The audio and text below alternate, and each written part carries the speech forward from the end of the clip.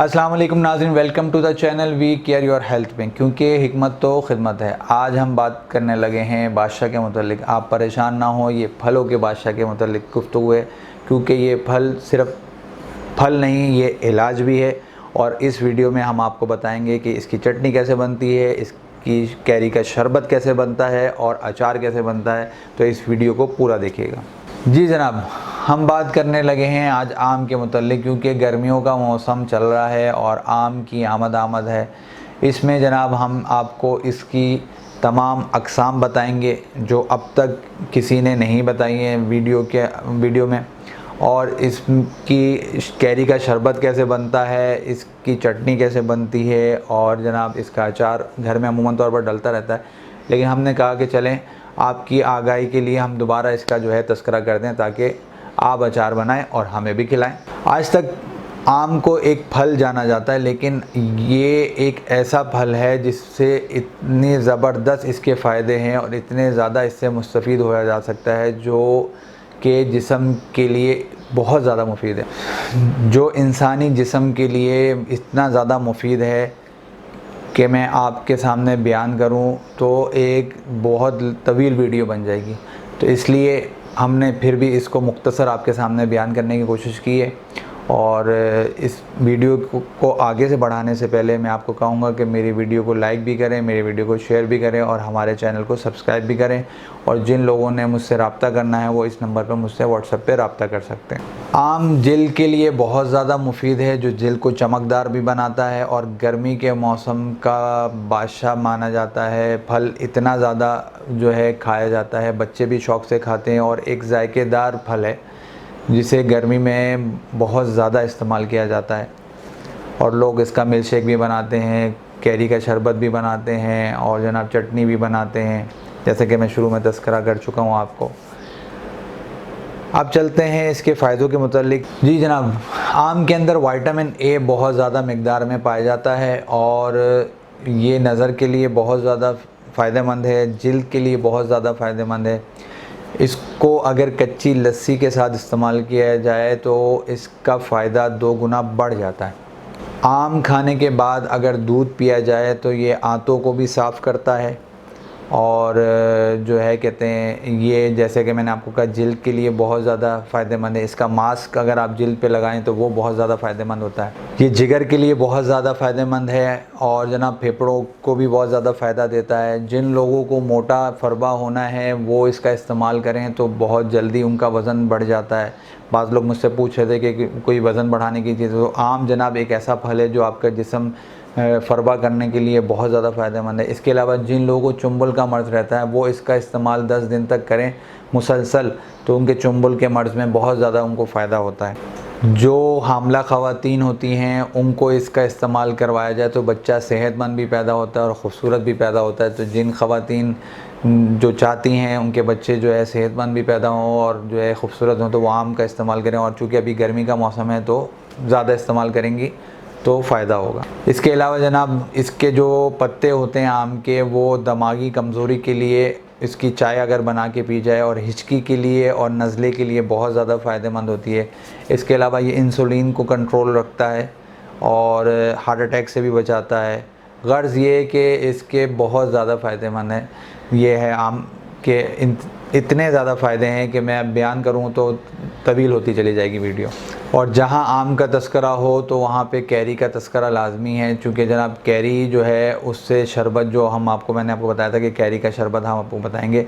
लेकिन उससे पहले मैं आपको इसकी अक़साम भी बता दूँ और इसका मिज़ाज भी बता दूँ। इसका मिज़ाज जो होता है वो होता है गर्म और तर, और जनाब इसकी अक़साम होती हैं 20, जो कि ज़्यादातर हिंदुस्तान में पाई जाती हैं। अक़साम मैं आपको बताने लगा हूँ। सरूली, मालदा, अनवर राठौर, समर, बेहिश्त, चौसा, रहमत ख़ास, इन्फानूसू, लंगड़ा, प्रिंस, बेगम पसंद, सफ़ेदा, दुसहरी, सिंदड़ी, जर्द आलू, सुरैया, फजरी गोला, मुगलिया हैदराबाद, फजरी कला, तोतापरी, जनाब ये सारी अभी तक आपको जो है 20 अक़साम नहीं किसी ने बताई होगी। मैंने कहा कि पूरी आपको अक़साम बताऊं, और ये अक़साम ज़्यादातर हिंदुस्तान में पाई जाती हैं। और जैसा कि इसमें बेगम की पसंद भी है और जनाब जो है रहमत ख़ास भी है, तो ये नाम आपने कभी नहीं सुने होंगे। तो ये भी सारी जो है अक़साम हैं आम की।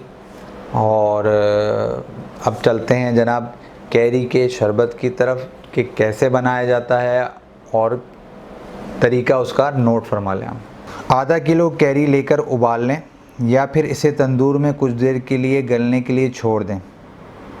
फिर इसका गूदा लें, चमचे की मदद से साफ़ बर्तन में निकाल लें और हस्बे ज़ायका चीनी मिलाते जाएं और साथ साथ इसमें मिक्स करते जाएं या मदानी चलाएं। इसको यकजां कर लें, यानी आपने जो है इसके अंदर चीनी डालकर उसको इतना मैश कर देना या ग्राइंड कर लें, दोनों सूरतें कर सकते हैं हम, ताकि जो है वो उसके अंदर चीनी इतनी हल हो जाए कि मुंह में चबाने में ना आए। और जनाब उसको फिर जो है कहते हैं आप किसी बर्तन में निकाल लें, तो आपका जो है कैरी का जो है गूदा तैयार हो गया। अब आप इसको पानी में डालें और शरबत आपका तैयार हो गया। इसके अंदर आप काला नमक और सफ़ेद ज़ीरा पाउडर जो है वो आप ऐड ऑन कर लेंगे तो कैरी का शरबत दुबाला हो जाएगा। तो अभी गर्मी भी है और कैरी भी मौजूद है, तो ये शरबत आप बना के पिएँ, बहुत ज़बरदस्त है। जिस्म में ठंडक का उनसर बढ़ा देता है और गर्मी का एहसास कम कर देता है, प्यास का एहसास कम कर देता है, तो बहुत ज़्यादा फ़ायदेमंद है। अब जनाब चलते हैं इसकी मीठी चटनी की तरफ। कैरी की मीठी चटनी कैसे बनाई जाती है तो उसका भी तरीक़ेकार आप नोट फरमा लें। आधा किलो कैरी को छिलका उतार कर तकरीबन 1 लीटर पानी में उबाल लें। साथ ही 1.5 चम्मच कलौंजी हस्बे ज़ायका नमक डालकर हल्की आंच पर पकने के लिए छोड़ दें। जब पानी कम हो जाए तो हस्बे ज़ायका चीनी डालकर मज़ीद पकाएं। जब आपको लगे कि पानी की मिकदार कम हो गई है तो ये चटनी की सूरत इख्तियार कर जाए तो साफ़ बर्तन में ढाँप कर रख दें और कई दिनों तक इस्तेमाल किया जा सकता है। इसमें आप साबुत मिर्च भी डाल सकते हैं चटनी के अंदर, तो उससे जायका और अच्छा हो जाता है चटनी का, थोड़ा सा तीखा भी हो जाता है। तो जो है आप 2-3 दाने या अपने हस्बे जायका जितना भी आपने उसको तीखा करना है मीठी चटनी को, तो वो बहुत ज़्यादा फ़ायदेमंद है। तो ये चटनी ज़रूर बनाइएगा और रोटी के साथ खाइएगा, क्योंकि इन गर्मी के दिनों में ही आम की आमद है और कैरी के जो चटनी बनेगी तो वो बहुत ज़्यादा फ़ायदा करेगी। जिस्म में भी जो है, जैसा कि मैंने अभी इतने सारे फ़ायदे आपको बताए, तो आप ऐसी सूरत में भी आम को इस्तेमाल कर सकते हैं। ठीक है जी। अब जनाब कैरी का अचार कैसे तैयार किया जाता है। आमतौर पर जो बड़े बूढ़े हैं वो तो घरों में तैयार करते थे। मैंने कहा चलें दोबारा से हम आपको एक याद ताज़ा कराएं पुराने ज़माने की, और घर में दोबारा से, क्योंकि अब बहुत कम लोग जो है कैरी का अचार घर में बनाते हैं। तो मैंने कहा दोबारा से याद दहानी कराएं ताकि लोग, जो घर में चीज़ तैयार होती है वो ज़्यादा फ़ायदेमंद होते हैं बनिस्बत इसके कि जो बाहर ज़्यादा होती है। तो इसलिए मैं आपको घर का अचार जो बना हुआ होगा वो ज़्यादा आपके लिए फ़ायदेमंद भी होगा और सेहतमंद भी होगा। तो आप तरीक़ेकार जो है वो नोट फरमा लें ताकि आप अच्छा अचार तैयार हो सके। 1 किलो कैरी काट कर नमक लगाकर धूप में 1 दिन के लिए रख दें। फिर किसी साफ़ कपड़े से नमक साफ़ करके मर्तबान में डालकर रखें और तकरीबन 1.5 लीटर सरसों का तेल डालें ताकि कैरी इसमें डूब जाए। फिर अचार का मसाला जिसमें कलौंजी, सौंफ, मेथी दाना, सफ़ेद ज़ीरा, नमक, हल्दी, साबुत धनिया, साबुत गोल मिर्च, सब अज़्ज़ा को कूट कर डाल लें। ये आप जो अज़्ज़ा होंगे ये थोड़े थोड़े आप अपने हिसाब से 1 चम्मच 1.5 चम्मच या अपने हिसाब से आपको जितना उसका मसाला चाहिए उसके हिसाब से आप इसका मिक़दार ले सकते हैं। इसमें मैंने फ़िक्स नहीं रखी, हर बंदा अपने हिसाब से कर सकता है इसको। और फिर इसमें मसाला डालकर इसको हफ़्ते भर के लिए छोड़ के रख दें ताकि ये इसके अंदर सरसों का तेल कैरी के अंदर सही तरीके से एब्ज़ॉर्ब भी हो जाए और आपका अचार जो है प्रॉपर तरीके से तैयार भी हो जाए। 1 हफ़्ते के बाद इसको खोल कर इस्तेमाल करें और मुझे दुआएं दें कि ऐसा ज़बरदस्त अचार भी बता दिया आपको, कैरी का शरबत भी बता दिया और जनाब मीठी आम की चटनी भी बता दी। मैं पहले इतने ज़्यादा फ़ायदे भी बता चुका हूँ, तो आपको हमेशा फ़ायदों के साथ हमेशा नुकसान भी बताता हूँ। तो अब आपको मैं नुकसान बताने लगा हूँ कि नुकसान क्या है, क्योंकि हर चीज़, जैसे मैं शुरू में हमेशा ये बात कहता हूँ कि हर चीज़ का ज़्यादा इस्तेमाल जो है वो भी नुकसानदेह होता है। तो हम चाहते हैं कि आपको एक ही वीडियो के अंदर फ़ायदे के साथ नुकसान भी बताएं। जिन लोगों का मैदा कमज़ोर होता है वो इसका इस्तेमाल ज़्यादा ना करें, उससे उनके मैदे कमज़ोर होने की वजह से उनको मोशन भी, पेचिस भी लग सकते हैं। और जनाब ये भी बताता चलूँ कि शुगर के जो मर्ज़ में मुब्तला अफराद हैं वो भी अपने तबीब के मशवरे से इस्तेमाल करें। वैसे वो अनवर राठौर इस्तेमाल कर सकते हैं, लेकिन बेहतर है कि वो एक तबीब के मशवरे से इस्तेमाल करेंगे तो ज़्यादा फ़ायदा करेगा। उम्मीद है ये वीडियो भी आपको पसंद होगी। जाने से पहले मैं आपको कहूँगा कि मेरी अक्कर करा ताकत की भी बात हो रही थी, तो अक्कर करा के ऊपर मेरी एक ये वीडियो मौजूद है, इसको देखना मत भूलिएगा।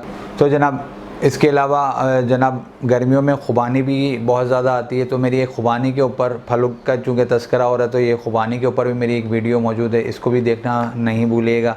इसमें भी बहुत ज़्यादा फ़ायदे मैंने बताए हैं और जिस्मानी जिस्म को कैसे फ़ायदा पहुँचाती है ख़ुबानी, तो देखना मत भूलिएगा। उम्मीद है ये वीडियो भी आपको पसंद आई होगी।